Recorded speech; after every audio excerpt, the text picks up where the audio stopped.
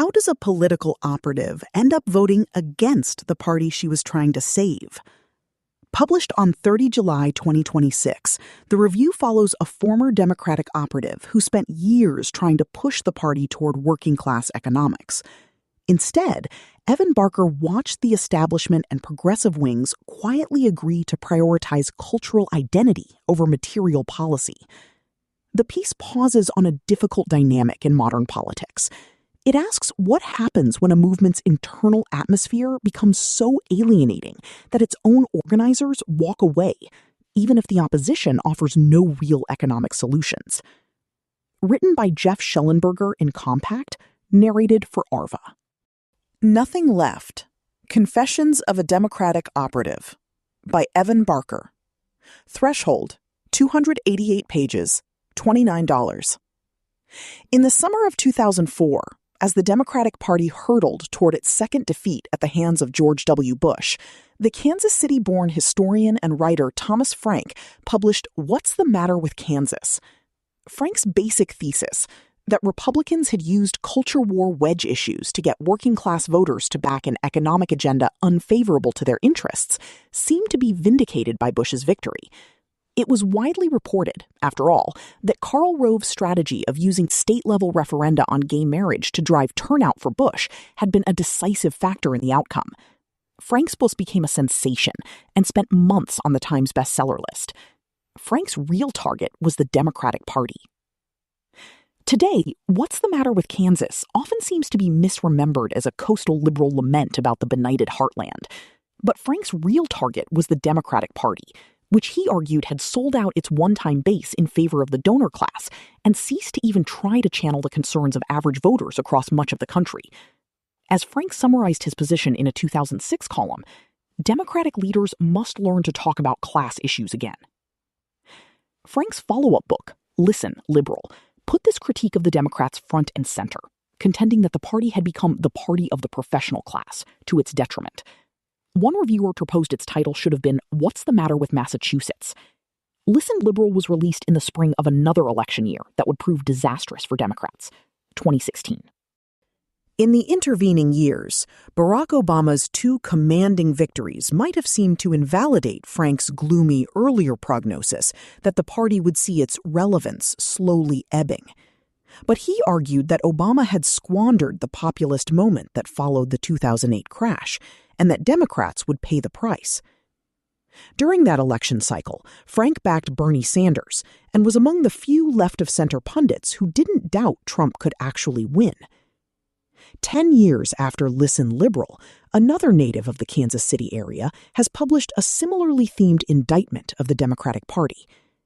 The author of this new cri de coeur, the former Democratic fundraiser and operative Evan Barker, tells us she became disillusioned with the party upon realizing that the Democrats were now run by people who had zero cultural connection to the people the party had long represented. Although she had inklings of this for years while ensconced inside the party's machinery, the scales finally fell from her eyes during Kamala Harris's coronation at the party's 2024 national convention. 8 years prior to that, Frank had denounced the Democrats for having severed their bonds to working people and decried a party that dedicates itself to the concerns of a particular slice of high-achieving affluent people. But it was around this time that the now disillusioned Barker was first immersing herself in campaign work. She was driven, as she tells it, by gratitude that Obamacare had given her access to health care despite a severe chronic illness, and by a desire to fight for the interests of her working-class family in Kansas and Missouri.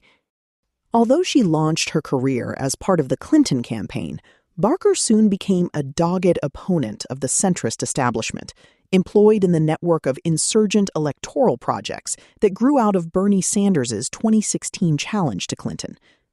After a brief and ill-fated stint working for a suburban Clintonite girl boss running for Congress in New Jersey, she moved on to the campaign of Brent Welder, a Sanders-aligned progressive upstart in her native Kansas, who later lost the primary to the establishment-backed Sharice Davids.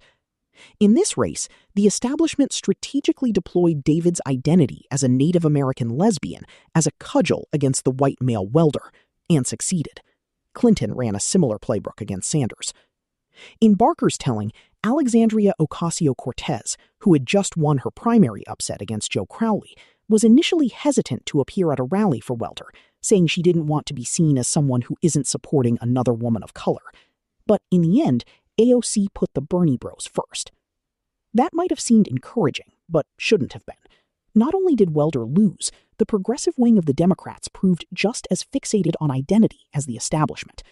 Moreover, Barker argues both wings captured each other's worst impulses.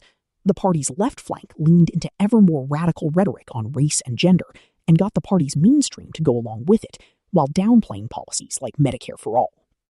The merger of insurgents and insiders, symbolized by the 2019 Rolling Stone cover featuring AOC and Nancy Pelosi, according to Barker, came at the expense of the populist vision expressed in Bernie's 2016 campaign. The terms of the pact dictated that the party would only focus on the culture war. Here, one might notice an echo of Frank's thesis in What's the Matter with Kansas, but now it is the Democrats who are using culture war as a diversion from material politics. Cultural conditions had changed considerably in the meantime, though. In the 2000s, Frank had evidently assumed that abortion and gay marriage were and would remain losing issues for Democrats to foreground. But especially after Obergefell seemed to portend the inexorable advance of cultural progressivism, it became possible to imagine the opposite was true. Leaning left on the culture war could therefore become the main thing uniting progressive and centrist Democrats.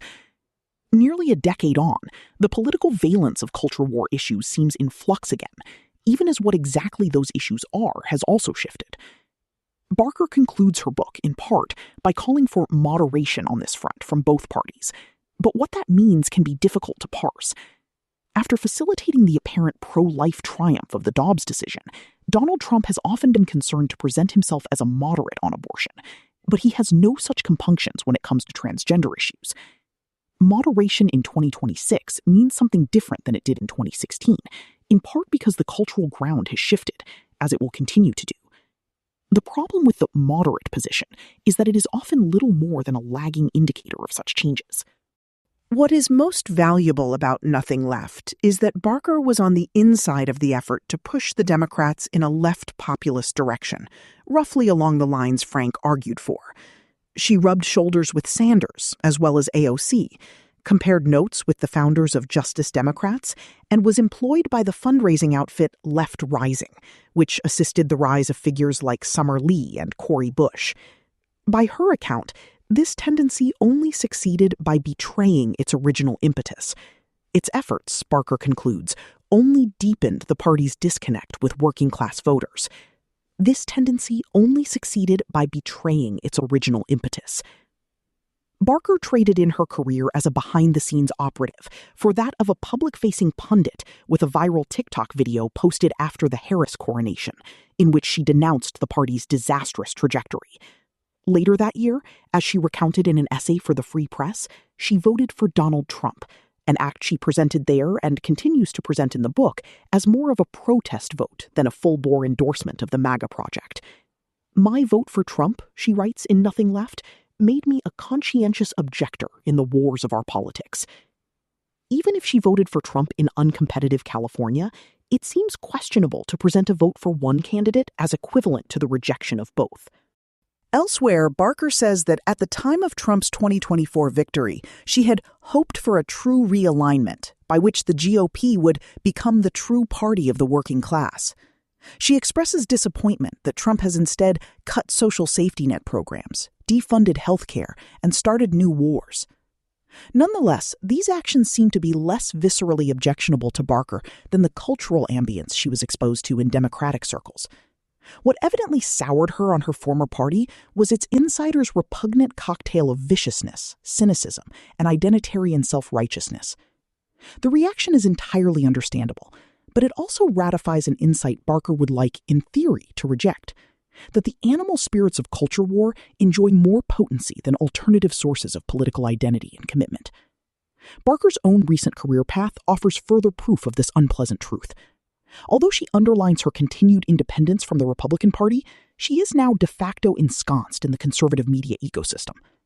Nothing Left is published by an imprint whose other authors include Glenn Beck, Greg Abbott, Pete Hegseth, and Donald Trump himself. Far be it from me, a non-right-wing author with plenty of bylines in right-wing outlets, to fault Barker for any of that. But her apparent value in this context tells us that the Republican coalition remains adept at playing on often enough reasonable cultural antipathies to compensate for the dismal reality of its material project. As Frank put it in What's the Matter with Kansas, the trick never ages. Vote to strike a blow against elitism. Receive a social order in which wealth is more concentrated than ever before in our lifetimes, in which workers have been stripped of power and CEOs are rewarded in a manner beyond imagining.